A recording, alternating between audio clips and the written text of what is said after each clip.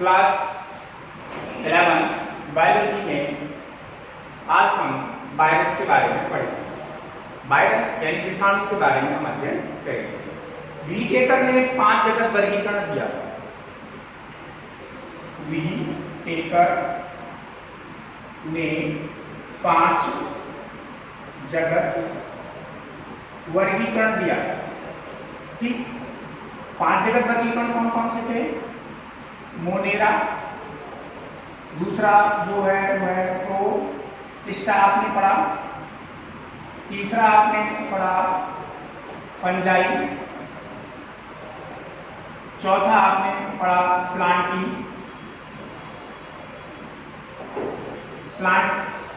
यानी पादप जगत पढ़ा या प्लांटी जगत पढ़ा, और 5वां जो जगत पढ़ा आपने एनिमेलिया। ठीक, अब ये जो 5 जगत है, 5 जगतों में वायरस, ठीक, वायरस का स्थान लाइकेन, ठीक, बायोट्स और प्रियॉन्स, ये कहीं नहीं आते। तो इनका जो अध्ययन है वो इस वर्गीकरण से अलग से किया जाता है। यहाँ पे आगे देखिए, अब हम इस वायरस के बारे में पढ़ेंगे। सबसे पहले हम इस वायरस का इतिहास पढ़ते हैं, हिस्ट्री वायरस का पढ़ते हैं। तो वायरस की खोज का श्रेय जाता है 1892 ईस्वी में इवानोवस्की के लिए। इवानोवस्की के लिए जाता है। इन्होंने तंबाकू के मोज़ेक रोग में वायरस की खोज की। इन्होंने क्या देखा कि तंबाकू में पत्तियां चितकबरी हो जाती हैं, मुड़ जाती हैं और गिर जाती हैं। चितेरी रोग हो जाता है। मोज़ेक रोग को चितेरी रोग कहते हैं। इन इवानोवस्की ने जब ये वायरस नाम दिया, इनके प्रयोग का सत्यापन किया 1898 में वेंसवीक ने किया। इन्होंने क्या किया भाई, जो तंबाकू की पत्तियां संक्रमित थी, उन संक्रमित पत्तियों का रस निकाला। उस रस के लिए इन्होंने जो बैक्टीरियल फिल्टर पेपर होता है जिससे बैक्टीरिया छनकर बाहर आ जाती है, उस पेपर से इसको छाना।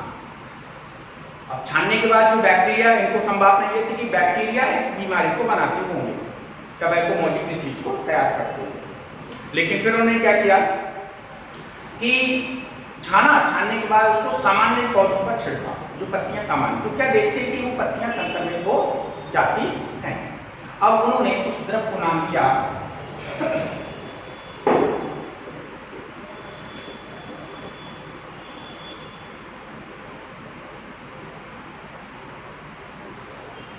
क्वांटाजियम बाइवम फ्लोएडम, इसके लिए नाम दिया। इसके बाद 1935 में स्टैनले मिलर ने जो वायरस होते हैं, वायरसों को क्रिस्टल कणों के रूप में पृथक किया। क्रिस्टल कणों के रूप में इनको अलग किया और इन्होंने बताया कि वायरसों को क्रिस्टल कणों के रूप में बोतलों में भरकर रखा जा सकता है, लेकिन इनकी संक्रमणता खत्म नहीं होती है। बाकी उन्होंने पोषक के बारे में भी बताया था कि ये अपने पोषक होता है, एक अच्छे होस्ट होता है, उसको ये संक्रमित करते हैं। इसके बाद कई वैज्ञानिक आए जिन्होंने अलग अलग वायरसों की खोज की, अलग अलग वायरसों की खोज की। तो ये आपकी एनसीईआरटी में दे रखा है, जिसको आपको पढ़ना है। अब हम यहाँ पर पढ़ते हैं वायरस के बारे में।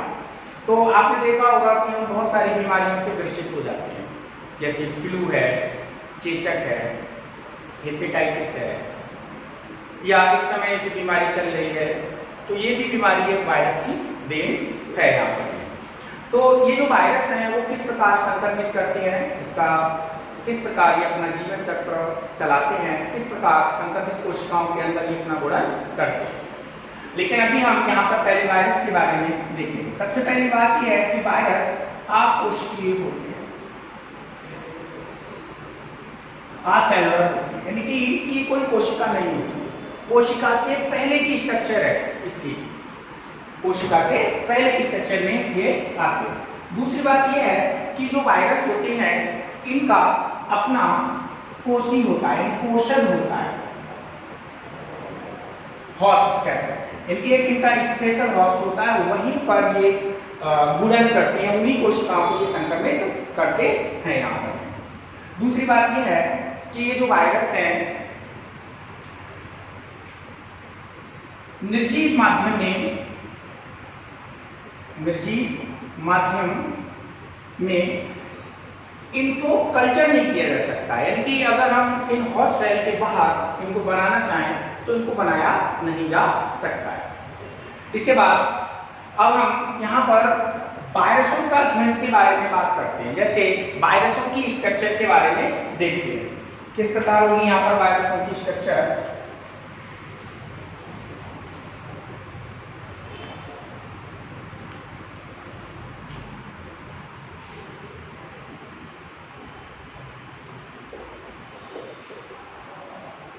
देखिए, तो वायरस केवल दो चीजों के बने हुए होते हैं।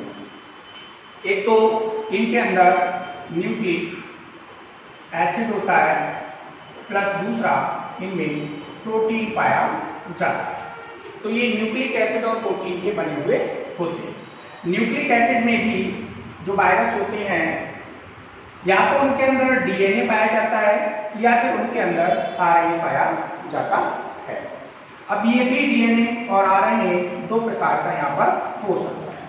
Single standard DNA SS DNA कहेंगे, double standard DNA DS DNA कहेंगे, सिंगल स्टैंडर्ड आरएनए और दूसरा डबल स्टैंडर्ड आरएनए। तो कुल मिला के ये चार प्रकार के जो आरएनए हैं, तो चार प्रकार के न्यूक्लिक अम्ल इसके अंदर हो सकते हैं। तो जितने भी जंतु वायरस होते हैं उन सभी में single standard DNA, double standard DNA, double standard RNA पाया जाता है जंतु वायरसों में, और अधिकांश पादप वायरसों में सिंगल स्टैंडर्ड आरएनए पाया जाता है यहाँ पर। ठीक है, अब वायरसों के ऊपर जो खोल होता है वो बना हुआ होता है प्रोटीन का। वायरसों का जो खोल है वो बना हुआ होता है प्रोटीन का, और इस खोल को कहते हैं कैप्सिड। कैप्सिड कहते हैं। अब कैप्सिड में क्या होता है? कैप्सिड छोटी छोटी अमीनो अम्लों की छोटी छोटी इकाइयों का बना हुआ होता है। उन इकाइयों को कहते हैं कैप्सोमियर्स कहते हैं। कैप्सोमियर्स की संख्या वायरस में निश्चित होती है। तो कैप्सोमियर्स से क्या बनता है? कैप्सिड। कैप्सिड क्या है? वायरसों का खोल कहलाता है यहाँ पर। आगे बताएं आपको, वायरसों के ये जो न्यूक्लिक अम्ल है और ये जो प्रोटीन है, ये दोनों ही संक्रामक होते हैं जो कि रोग उत्पन्न करते हैं। अगर वायरसों की स्ट्रक्चर की बात करें तो बहुफलकीय ज्यामितीय स्ट्रक्चर वायरसों की होती है। गोलाकार वायरस होते हैं, गोलाकार वायरस यहाँ पर होते हैं यहाँ पे। अब हम यहाँ पर टबैको मोजेक वायरस की स्ट्रक्चर को देखेंगे, यानी कि टीएमडी वायरस की स्ट्रक्चर को देखेंगे। इसके अलावा हम एक और वायरस की स्ट्रक्चर को देखेंगे जिसको हम बैक्टीरियोफेज वायरस कहते हैं, यानी कि बैक्टीरिया के वायरस को देखेंगे। देखिए यहाँ पर, तो अगर हम यहाँ पर TMD tobacco mosaic virus, tobacco mosaic virus क्या करता है? तंबाकू के अंदर, तंबाकू में जो है चितेरी रोग को उत्पन्न करता है, चितेरी रोग को उत्पन्न करता है। तो इसके अंदर ये जो है इस तरीके से ये आरएनए यहाँ पर ये पाया जाता है। इसमें न्यूक्लिक अम्ल कौन होगा? RNA, single standard RNA. तो इस तरीके से ये आरएनए यहाँ पर ये होता है। आगे देखेंगे यहाँ पर ये, अब इस आरएनए के चारों ओर वायरस में इस तरीके से ये कैप्सोमियर पाए जाते हैं जो कि इसका खोल बनाते हैं।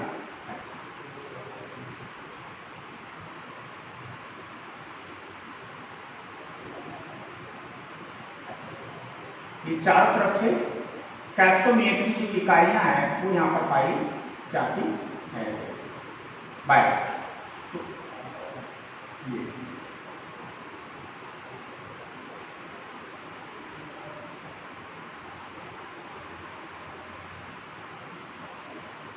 तो ये तो रॉड लाइक स्ट्रक्चर होती है इसकी, छड़ाकार जैसी संरचना होती है। तो ये इसका क्या हो गया, न्यूक्लिक एसिड हो गया। ये इसके क्या हो गए, कैप्सिड यानी प्रोटीन का पोल हो गया, जो कि प्रोटीन का बना हुआ होता है। दूसरी बात बताएं, यहां पर एक इकाई के लिए कैप्सोमियर कहेंगे यहां पर भाई, यही कैप्सोमियर जो है वो प्रोटीन के जो अमीनो अम्ल हैं उनसे बनकर ये कैप्सोमियर बनते, कैप्सोमियर जो है वो कैप्सिड जो है वो बनाते हैं यहाँ पर। दूसरा बैक्टीरियोफेज, बैक्टीरियोफेज। तो बैक्टीरियोफेज में क्या होता है भाई, ये जो है बैक्टीरिया के वायरस होते हैं और इनके अंदर डीएनए डबल स्टैंडर्ड डीएनए होता है, कुछ में सिंगल स्टैंडर्ड भी पाया जाता है, पॉलीफॉस आदि। तो इसके अलावा इनमें जो खोल होता है वो किसका बना हुआ होता है, प्रोटीन का बना हुआ होता है। बहुबल की स्ट्रक्चर होती है, जैसे ये एक हेड होता है इसमें, दूसरा इसके अंदर नेक होती है, तीसरी इसमें टैल होती है, टैल ये होती है, और सबसे नीचे यहाँ पर प्लेट जैसी संरचना ये लगी हुई होती है। जैसे अब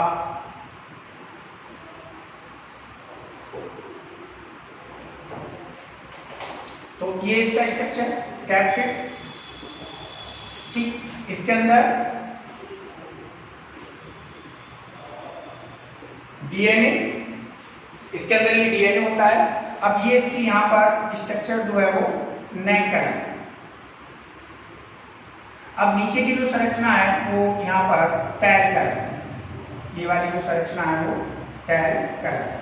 अब यहाँ पर ये प्लेट होती है, टैल प्लेट, प्लेट कहलाती है। अब इससे 6 टैल फाइबर निकले रहते हैं, ऐसे करती है, इनको हम टैल फाइबर कहते हैं यहाँ पर। तो ये टैल फाइबर कहलाता है। तो ये बैक्टीरियोफेज की स्ट्रक्चर हो गई। अब हम यहाँ पर पढ़ेंगे कि जो वायरस हैं वो सजीव हैं और निर्जीव हैं, तो उनमें क्या अंतर होता है, सजीव क्यों है और निर्जीव क्यों, living character non living character क्यों है, तो इसके बारे में हम यहाँ देखेंगे।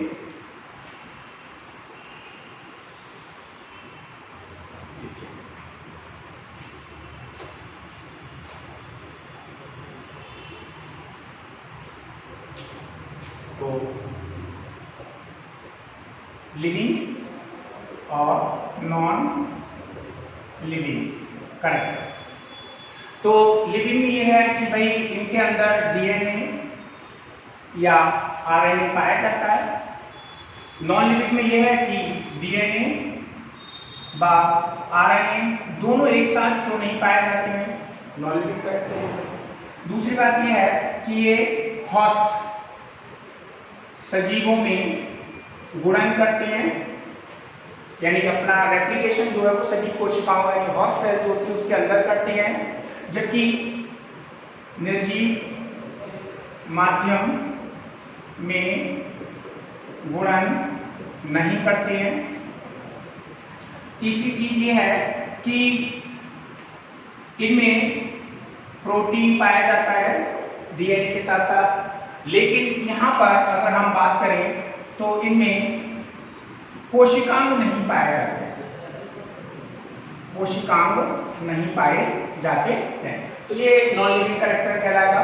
अगला ये है कि ये वृद्धि करते हैं, सजीव में अगर सेल्स के अंदर है तो ये वृद्धि करते हैं, लेकिन अगर निर्जीव में है, निर्जीव माध्यम में है तो वृद्धि नहीं करते हैं। इसके अलावा अगले कैरेक्टर की अगर हम बात करें यहाँ पर तो इनकी आकृति, आकार, आकृति, आकार ये चीज पाई जाती है। तो ये वायरस के सजीव और निर्जीव लक्षण कहलाते हैं यहाँ पर। आगे अब हम दूसरा टॉपिक पढ़ेंगे,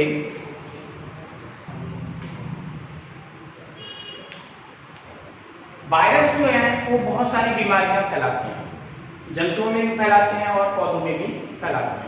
तो उनमें हम कुछ बीमारियों के बारे में यहाँ पर पढ़ते हैं, जैसे फ्लू, इन्फ्लुएंजा, एड्स, चेचक, मप्स,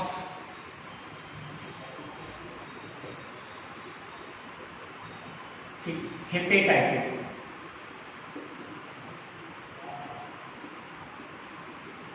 हेपेटाइटिस, ठीक है।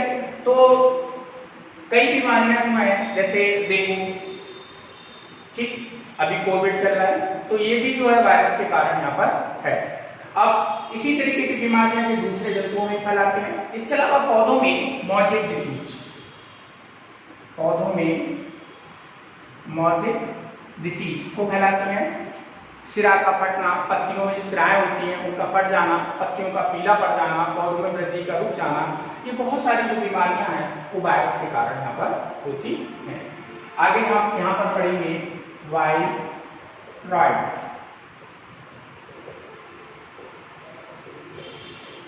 ठीक। वायरॉइड की अगर हम बात करें तो वायरॉइड जो है इनकी खोज 1971 में टीओ डायनर ने की थी। टीओ डायनर ने की। इन्होंने क्या देखा कि आलू में जो है एक बीमारी हो जाती है कि आलू गिल्टीदार होकर चटक जाता है। आलू जो है गिल्टीदार होकर चटक जाता है। तो जो बीमारी होती है वो वायरॉइड के कारण होती है। ये बीमारी जो है वो वायरॉइड के कारण यहाँ पर होती है। अब ये जो वायरॉइड है, वायरॉइड केवल आरएनए के बने होते हैं, इनके अंदर प्रोटीन नहीं पाई जाती, केवल आरएनए के बने हुए यहाँ पर होते हैं, प्रोटीन यहाँ पर नहीं पाई जाती। और ये वायरस का 1/10वां भाग होते हैं। वायरस का कितना होते हैं? 1/10वां भाग होते हैं। इनके आरएनए में न्यूक्लियोटाइड्स की जो संख्या है वो कम होती है, न्यूक्लियोटाइड्स की संख्या कम होती है। और यहाँ पर जो आरएनए है वो वृत्ताकार होता है। ऐसा होता है, सर्कुलर, वृत्ताकार होता है, ठीक। वैसे तो सिंगल स्टैंडर्ड आरएनए होता है, लेकिन मुड़ने के कारण कहीं कहीं पर ये डबल स्टैंडर्ड भी हो जाता है। तो पौधों में, कई पौधों में जो है वायरॉइड जो है रोग उत्पन्न करते हैं। यहाँ पर एक टॉपिक और रह जाता है आपका लाइकेन। लाइकेन जो है यहाँ पर सहजीवी संबंध को दर्शाता है, सहजीवी संबंध को दर्शाता है। तो लाइकेन में दो चीजें होती हैं, एक तो होते हैं इसमें जीवाणु और दूसरे यहाँ पर होते हैं कवक। अब इनके बीच में क्या होता है? जीवाणु नहीं, शैवाल। एक तो होते हैं इनमें शैवाल, दूसरे इसके अंदर होते हैं कवक। देखिए किस प्रकार संबंध दर्शाता है। शैवाल जो है प्रकाश संश्लेषण, ब्लू ग्रीन एलगी होती है, नीले हरे शैवाल होते हैं, तो ये अपना प्रकाश संश्लेषण में भोजन बनाते हैं, भोजन। और ये जो भोजन है वो किसको दे देते हैं? कवक को। कवक जो है बदले में आश्रय देता है और साथ में जल और खनिज का अवशोषण करके शैवालों को दे देता है। तो इनके बीच में एक प्रकार से क्या है? घनिष्ठ संबंध है। यहाँ पर शैवाल को और कवक को अलग नहीं किया जा सकता है, ठीक। तो अब जो लाइकेन है, इनका जो प्रयोग है वो एंटीबायोटिक दवाइयां बनाने में, कुछ परफ्यूम बनाने में, कुछ का जो लाइकेन्स है वो खाए जाते हैं। इसके अलावा लाइकेन जो है वो जो पारिस्थितिक तंत्र है, प्रदूषण को प्रदूषण वाले स्थानों पर ये नहीं होते हैं, अर्थात ये जो है प्रदूषण के सूचक होते हैं। जहां कहीं भी प्रदूषण होगा वहां पर ये नहीं होते हैं। यहाँ पर